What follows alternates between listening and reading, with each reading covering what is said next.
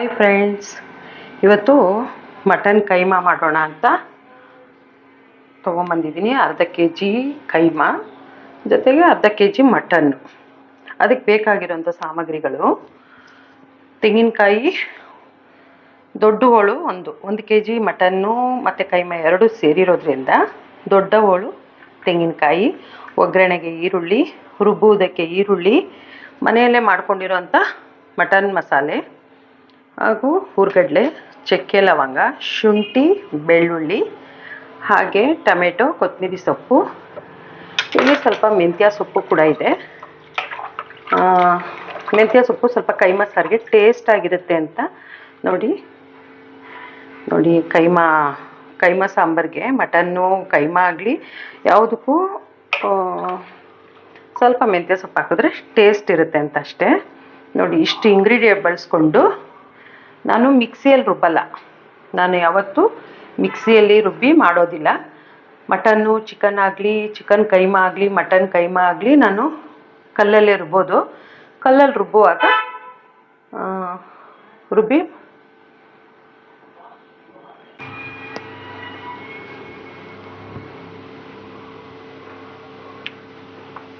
ನೋಡಿ ಫ್ರೆಂಡ್ಸ್, ನಾನು ಕಲ್ಲಲ್ಲೇ ಯಾವತ್ತೂ ನಾನ್ ವೆಜ್ ಮಾಡೋದು. ನೋಡಿ, ಕಡಲೆ,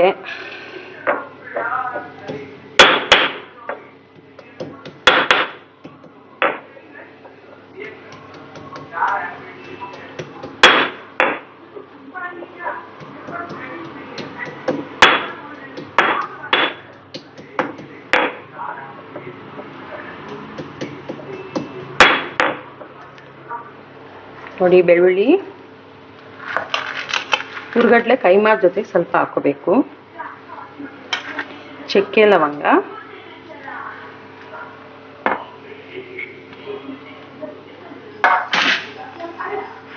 ಹಾಗೆ ಈರುಳ್ಳಿ, ತೆಂಗಿನಕಾಯಿ,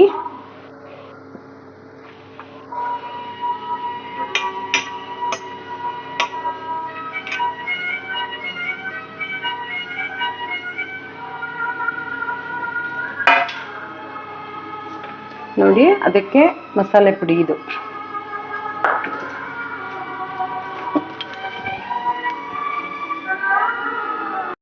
ನೋಡಿ, ಕೊತ್ತಂಬರಿ ಸೊಪ್ಪು ಹಾಕೊತಾ ಇದ್ದೀನಿ.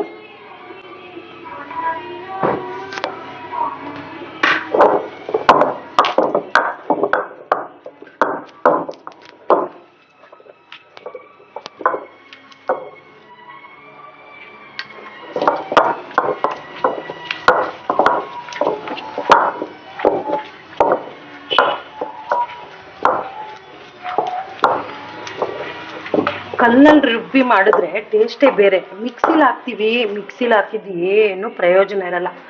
ಅದೇ ಕಲ್ಲಲ್ಲಿ ರುಬ್ಬಿ ಮಾಡಿ ತುಂಬ ಟೇಸ್ಟ್ ಬರುತ್ತೆ. ಕೈಮಾ ಇನ್ನೂ ತಿನ್ನಬೇಕು ಅಂತ ಅನಿಸುತ್ತೆ. ಆವಾಗಿನ ಕಾಲದಲ್ಲೆಲ್ಲ ಕಲ್ಲಲ್ಲೇ ರುಬ್ಬಿ ಮಾಡ್ತಾಯಿದ್ರು. ಎಷ್ಟು ಟೇಸ್ಟ್ ಇರ್ತಾಯಿತ್ತು, ಆಮೇಲೆ ಆರೋಗ್ಯ ಇರ್ತಾಯಿತ್ತು. ಈಗೆಲ್ಲ ಮಿಕ್ಸಿ ಗ್ರೈಂಡ್ರು ಎಲ್ಲ ಬಂದು ಆರೋಗ್ಯನೂ ಇಲ್ಲ, ರುಚಿನೂ ಇಲ್ಲ. ಅದಕ್ಕೆ ನಾನು ಮಟನ್ ಚಿಕನ್ ಏನೇ ಮಾಡಿದ್ರು ಕಲ್ಲಲ್ಲೇ ರುಬ್ಬಿ ಮಾಡ್ತೀನಿ.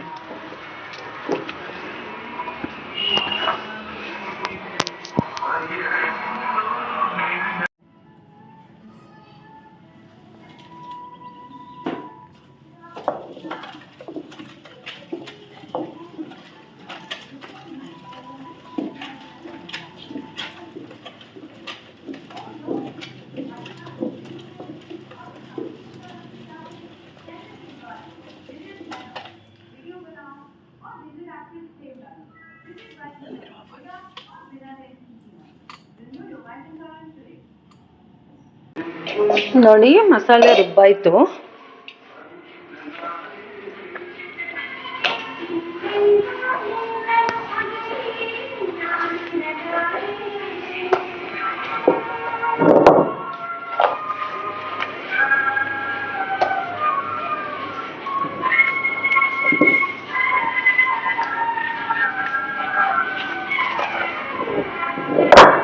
ನೋಡಿ, ಇದೇ ಮಸಾಲೆನ ಕೈಮುಖ ಹಾಕೋದಕ್ಕೆ ಇದಕ್ಕೆ ಇಷ್ಟು ತಗೊಳ್ಳಿ.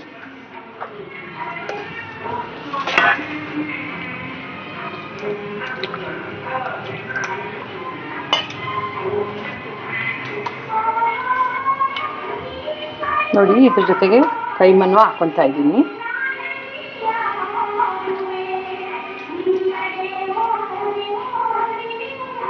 ಕೆಲವರು ಕೈಮನ ತೊಳೆಯೋದೇ ಇಲ್ಲ, ಅದು ಇದಾಗ್ಬಿಡುತ್ತೆ ಹಾಗಾಗ್ಬಿಡುತ್ತೆ ಅಂತ. ಬಟ್ ನಾನು ಕೈಮನೇ ಆಗಲಿ ಏನೇ ತಂದರೂ ನಾನು ತೊಳೆದೇ ಯಾವುದು ಮಾಡೋದಿಲ್ಲ. ನೋಡಿ, ಇದು ಮಟನ್. ನೋಡಿ, ಇದ್ರ ಜೊತೆಗೆ ಸ್ವಲ್ಪ ಹುರ್ಗಡ್ಲೆನೂ ಸೇರಿಸ್ಕೊತೀನಿ.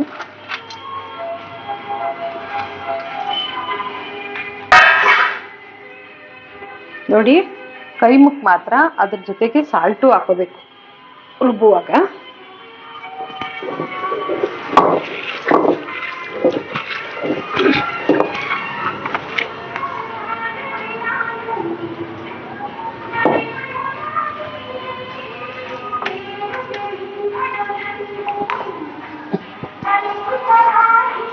ನೋಡಿ, ಕೈಮನ ಕಲ್ಲಲ್ಲೇ ರುಬ್ತಾ ಇದ್ದೀನಿ. ನೋಡಿ, ಕೈಮಾ ರುಬ್ಬಿ ರೆಡಿಯಾಗಿದೆ, ಮಸಾಲೆ ರೆಡಿ ಇದೆ. ಮಟನ್ ತೊಳೆದಿಟ್ಟಿದ್ದೀನಿ, ಪಾನ್ ಇಡ್ತಾ ಇದ್ದೀನಿ. ಈಗ ಒಗ್ಗರಣೆ ಮಾಡೋಣ. ನೋಡಿ, ಕೈಮಾ ಉಂಡೆ ಮಾಡುವಾಗ ಸ್ವಲ್ಪ ಎಣ್ಣೆ ಹಚ್ಕೊಂಡ್ರೆ ಕೈಮಾ ಉಂಡೆ ಒಡೆಯೋದಿಲ್ಲ. ನೋಡಿ, ಹೀಗೆ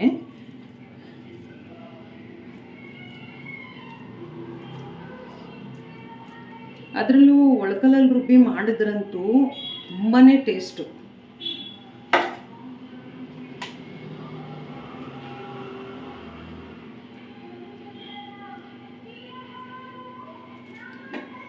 ನೋಡಿ, ಹೀಗೆ ಒಳಕಲ್ಲಲ್ಲಿ ರುಬ್ಬಿ ಮಾಡೋದು ಒಂಥರ ತುಂಬ ಟೇಸ್ಟ್ ಆಗಿರುತ್ತೆ. ಆಮೇಲೆ ತಿನ್ನೋದಕ್ಕೂ ಒಂಥರ ಖುಷಿ ಆಗುತ್ತೆ. ಆಮೇಲೆ ಕೆಲವರು ಕೈಮನ ಕಟ್ ಮಾಡಿಸ್ಕೊಂಬಂದರೆ ತೊಳೆಯೋದಿಲ್ಲ, ತಪ್ಪೋದು, ತೊಳಿಬೇಕು. ಏನು ಒಂದು ಇದಕ್ಕೆ ಹಾಕ್ಬಿಟ್ಟು ಒಂದು ಜಾಲರಿಯಲ್ಲಿ ತೆಗೆದುಬಿಟ್ರೆ ಆಯಿತು. ಅದು ಬಿಟ್ಟು ತೊಳೆಯೋದೇ ಇಲ್ಲ ಕೆಲವರು. ಇದಕ್ಕೆ ಜೊತೆಗೆ ಉಪ್ಪು ಕೂಡ ಆ್ಯಡ್ ಮಾಡ್ಕೊಂಡಿದ್ದೀನಿ ರುಬ್ಬುವಾಗಲೇ. ಇದಕ್ಕೆ ಮಸಾಲೆ ಜೊತೆಗೆ ಸ್ವಲ್ಪ ಹುರ್ಗಡ್ಲೆ, ಆಮೇಲೆ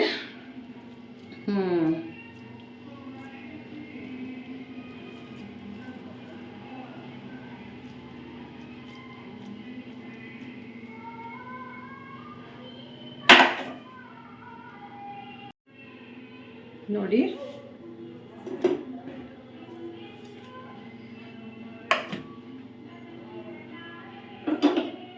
ಸ್ಟವ್ ಹಚ್ತಾ ಇದ್ದೀನಿ. ಸಾರಿ,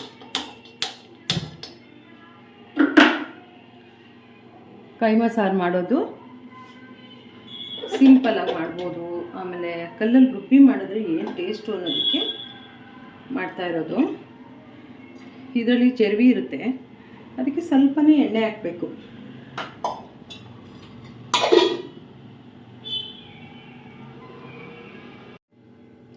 ನೋಡಿ, ಎಣ್ಣೆ ಕಾದಿದೆ.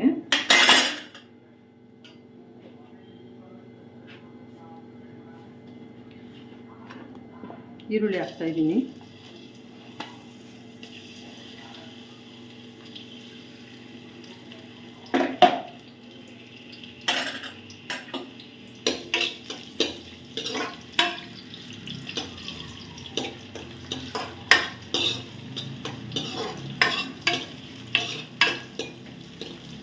ಈರುಳ್ಳಿ ಚೆನ್ನಾಗಿ ಫ್ರೈ ಆಗಲಿ. ಈ ಮಟನ್ನಲ್ಲಿ ಕೊಬ್ಬಿನಂಶ ಇರುತ್ತೆ, ಹಾಗಾಗಿ ನೋಡಿ ಕೊಬ್ಬಿನಂಶ ಇದ್ದೇ ಇರುತ್ತೆ. ಹಾಗಾಗಿ ಸ್ವಲ್ಪನೇ ಎಣ್ಣೆ ಹಾಕಿ ನೋಡಿ ಮಟನ್ ಹಾಕ್ತಾಯಿದ್ದೀನಿ.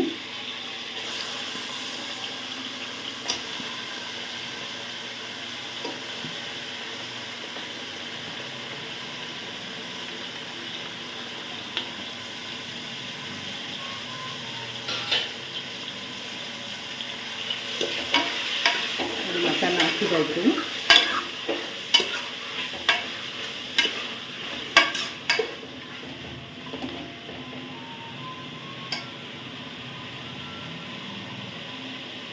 ಸ್ವಲ್ಪ ಫ್ರೈ ಆಗುವಾಗ ಸ್ವಲ್ಪ ಅರಿಶಿನೂ ಹಾಕಬೇಕು.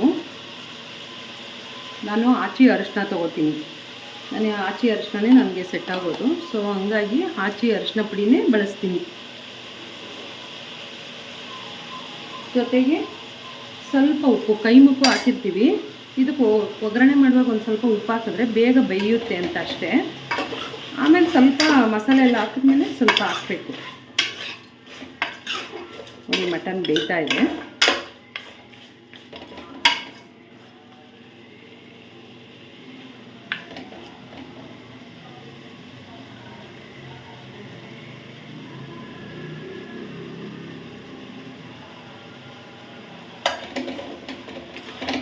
ನೋಡಿ ಸ್ವಲ್ಪ ಮಟನ್ ಬೆಂದಿದೆ.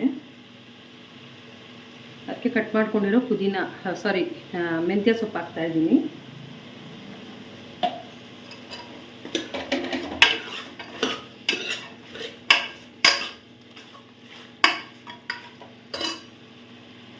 ಅದು ಚೆನ್ನಾಗಿ ಎಣ್ಣೆಲಿ ಫ್ರೈ ಆಗಬೇಕು.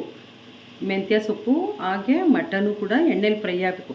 ಸ್ವಲ್ಪ ಉಪ್ಪು ಹಾಕಿರ್ತೀವಿ.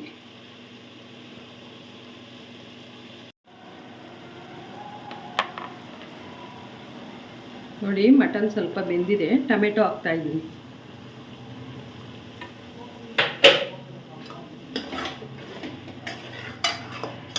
ಟೊಮೆಟೊ ಸ್ವಲ್ಪ ಚೆನ್ನಾಗಿ ಬೇಯಬೇಕು. ಈ ಮಟನ್ನು ಕೈಮಾ ಒಟ್ಟಿಗೆ ಹಾಕುವಾಗ ಟೊಮೆಟೊ ಚೆನ್ನಾಗಿ ಬೇಯಬೇಕು. ಆವಾಗಲೇ ಅದು ಒಂಥರ ಟೇಸ್ಟ್ ಚೆನ್ನಾಗಿರುತ್ತೆ.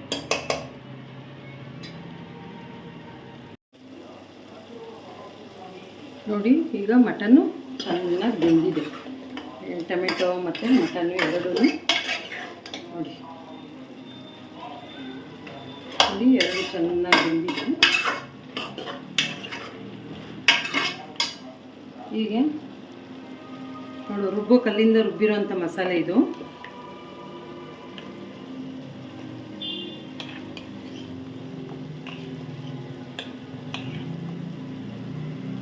ನೋಡಿ ಮಸಾಲೆ ಹಾಕ್ತಾ ಇದ್ದೀನಿ.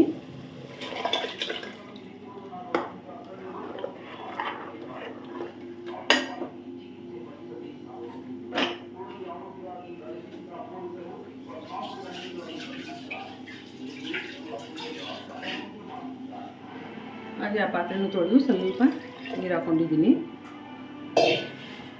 ಯಾಕೆಂದರೆ ಇದು 1 kg ಮಟನ್ ಇರೋದ್ರಿಂದ ಅರ್ಧ kg ಮಟನ್ನು ಮತ್ತು ಅರ್ಧ kg ಕೈಮಾ ಇರೋದ್ರಿಂದ ನಮಗೆ ಎಷ್ಟು ಬೇಕು ನೋಡಿಕೊಂಡು ನೀರು ಹಾಕ್ಕೋಬೇಕು. ಕೆಲವರು ತೆಳುವಾಗಿ ಇಷ್ಟಪಡ್ತಾರೆ, ಕೆಲವರು ಗಟ್ಟಿ ಇರಬೇಕು ಅಂತ ಇಷ್ಟಪಡ್ತಾರೆ ಮಟನ್ ಸಾರು. ಸೊ ನೋಡಿ ನಾನು ಇಷ್ಟು ಮೀಡಿಯಮಾಗಿ ಮಾಡ್ತೀನಿ. ಬೆಂದಮೇಲೆ ಇನ್ನೊಂದು ಸ್ವಲ್ಪ ಇದಾಗುತ್ತೆ.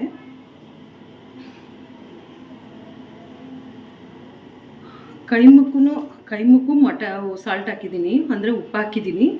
ಒಗ್ಗರಣೆನೂ ಸ್ವಲ್ಪ ಹಾಕಿದ್ದೀನಿ. ಈಗ ಸ್ವಲ್ಪ ಹಾಕ್ತಾಯಿದ್ದೀನಿ.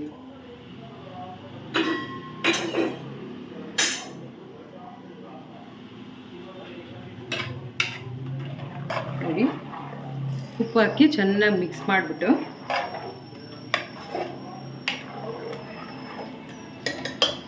ನೋಡಿ ಕಲ್ಲಲ್ಲಿ ರುಬ್ಬಿರೋದಲ್ವ, ಟೇಸ್ಟು ತುಂಬ ಚೆನ್ನಾಗಿರುತ್ತೆ. ನೋಡಿ ಇವಾಗ ಕೈಮಾ ಹಾಕ್ತಾಯಿದ್ದೀನಿ. ಇದು ಹಳ್ಳಿ ವಿಧಾನ. ಕೆಲವರು ಚೆನ್ನಾಗಿ ಕೈಮಾ ಎಲ್ಲ ಎಣ್ಣೆಲಿ ಫ್ರೈ ಮಾಡಿ ಹಾಕ್ತಾರೆ. ನಾನು ಹಾಗೆ ಮಾಡಲ್ಲ. ಕಲ್ಲಲ್ಲಿ ರುಬ್ಬಿ ಈ ಥರ ಮಟನ್ನು ಎಲ್ಲ ಒಗ್ಗರಣೆ ಮಾಡಿದ್ಮೇಲೆ ನಾನು ಸಾಂಬಾರಿಗೆ ಡೈರೆಕ್ಟಾಗಿ ಕೈಮನ ಎಣ್ಣೆನ ಕೈಗೆ ಸವರ್ಕೊಂಡು ಉಂಡೆ ಕಟ್ಟಿದ್ರೆ ಒಡೆಯೋದಿಲ್ಲ. ಆಮೇಲೆ ಮಸಾಲೆಗೂ ಅಷ್ಟೇ ಸ್ವಲ್ಪ ಕೈಮದಲ್ಲಿ ಖಾರ ಇರಬೇಕು. ಖಾರ ಇದ್ರೇ ಸ್ವಲ್ಪ ಚೆನ್ನಾಗಿರುತ್ತೆ.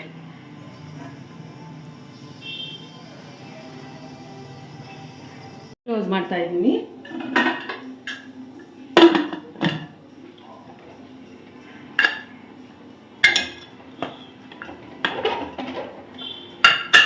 ಇದು ಮಟನ್ ಆಗಿರೋದ್ರಿಂದ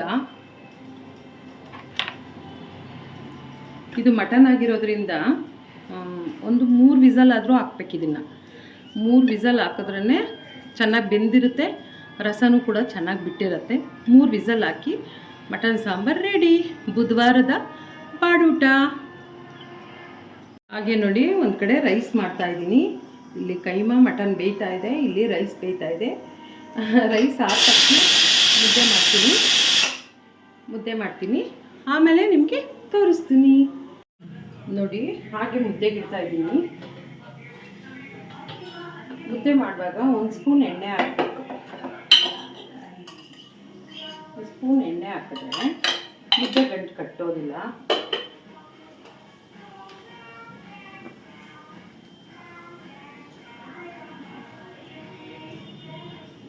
ಹಾಗೆ ಸ್ವಲ್ಪ ಹಿಟ್ಟು ಹಾಕಬೇಕು. ಹಿಟ್ಟಾಕಿ ಸ್ವಲ್ಪ ಮಿಕ್ಸ್ ಮಾಡಿಬಿಟ್ರೆ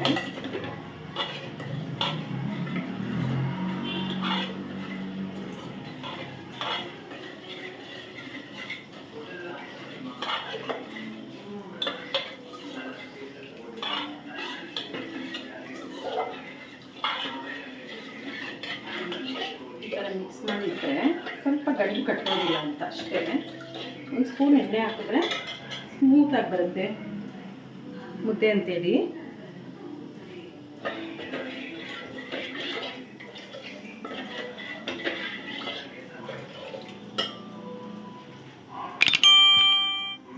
ನೋಡಿ ನೀರು ಕುದೀತಾ ಇದೆ, ಹಿಟ್ಟಾಗ್ತಾ ಇದ್ದೀನಿ.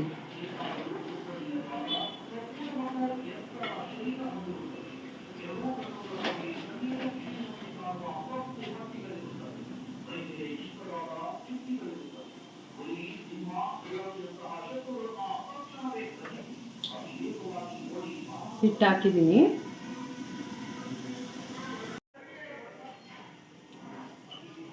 ನೋಡಿ ಮುದ್ದೆ ಆಯಿತು. ಇದು ಸಾಂಬಾರಾಯಿತು, ಅನ್ನ ಆಯಿತು, ಮುದ್ದೆನೂ ಆಯಿತು. ಮಟನ್ ಸಾಂಬಾರಿಗೆ ಮುದ್ದೆ ಇದ್ರೇ ಚೆನ್ನ. ಮುದ್ದೆ ಇಲ್ಲ ಅಂದರೆ ಊಟ ಮಾಡೋಕ್ಕೆ ಬೇಜಾರು. ಅದರಲ್ಲಂತೂ ಸಂಜೆ ಹೊತ್ತು ಒಂದು ಸ್ವಲ್ಪ ಮುದ್ದೆ ಇರಬೇಕು. ಮನೆಯಲ್ಲಿ ಎಲ್ಲರಿಗೂ ಒಂದು ಸ್ವಲ್ಪ ಮುದ್ದೆ ಕೊಟ್ಟು ಸ್ವಲ್ಪ ಅನ್ನ ತಿನ್ನಬೇಕು. ಅದು ಡಯಟು ಆಗುತ್ತೆ.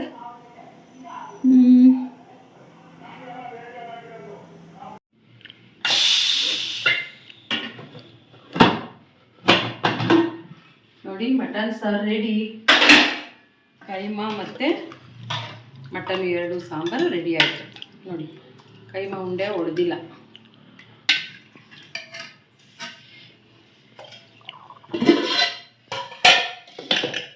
ಇದ್ರ ಜೊತೆಗೆ ಮುದ್ದೆ ಇದ್ರೆ ಚೆನ್ನಾಗಿ.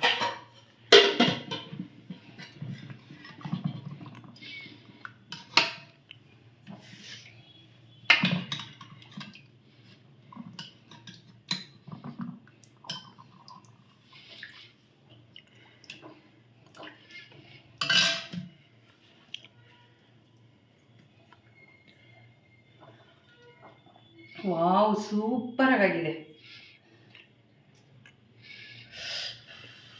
ಬಿಸಿ ತುಂಬ ಚೆನ್ನಾಗಾಗಿದೆ ಕೈಮಾ ಸಾರು. ನೀವು ಕಲ್ಲಲ್ಲಿ ರುಬ್ಬಿ ಟ್ರೈ ಮಾಡಿ, ತುಂಬ ಚೆನ್ನಾಗಿದೆ.